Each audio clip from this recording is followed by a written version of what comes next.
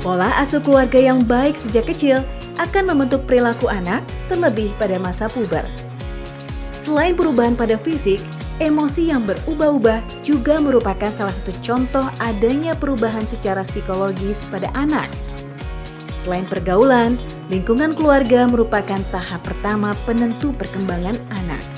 Sehingga peran keluarga menjadi faktor yang sangat penting. Lalu bagaimana jika hal ini dilihat dari dunia psikologis?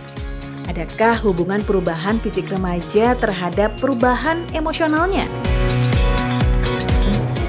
Perubahannya seperti perubahan biologis, kemudian perubahan psikososial, kemudian ada gejolak emosi yang muncul seperti itu. Nah, karena anak sedang mengalami masa transisi, jadi ada perubahan hormon, kemudian perubahan status di mana dia dulunya anak-anak menjadi ada tuntutan dari lingkungan agar lebih dewasa. Wah, ternyata masa remaja menjadi saat yang penting ya dalam pembentukan karakter diri kita.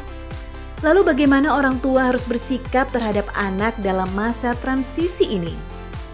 Orang tua memiliki peranan penting pada pengasuhan anak. Karena orang tua sebagai tempat belajar pertama anak sebelum dia masuk ke lingkungan baru. Islam mengenal 3 tahapan pendidikan bagi anak, yaitu tahapan awal ketika anak berumur 0 hingga 7 tahun. Tahap ketika anak mulai mengembangkan daya tangkap dan daya tiru pada umur 7 sampai 14 tahun. Dan tahap ketika mulai memasuki akil balik atau yang kita kenal sebagai remaja, yakni pada usia 14 sampai 21 tahun. Pada usia 0 hingga 7 tahun, Islam mengajarkan untuk memperlakukan anak bagaikan raja. Nabi-nabi mengajarkan kita untuk melimpahkan kasih sayang kepada anak-anak di usia tersebut.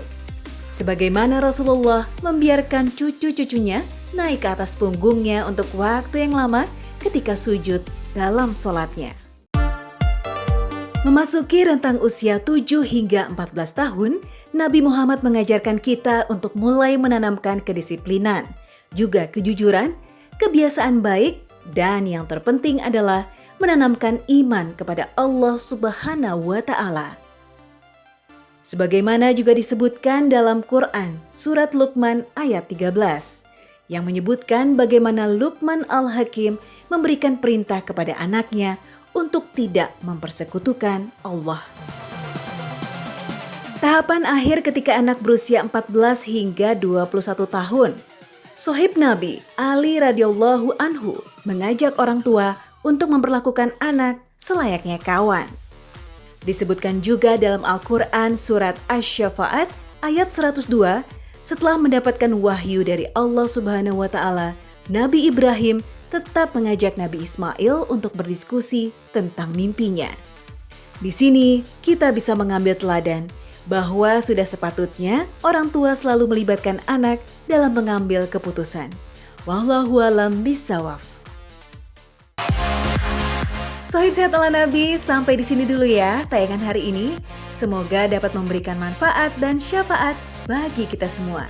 Assalamualaikum warahmatullahi wabarakatuh.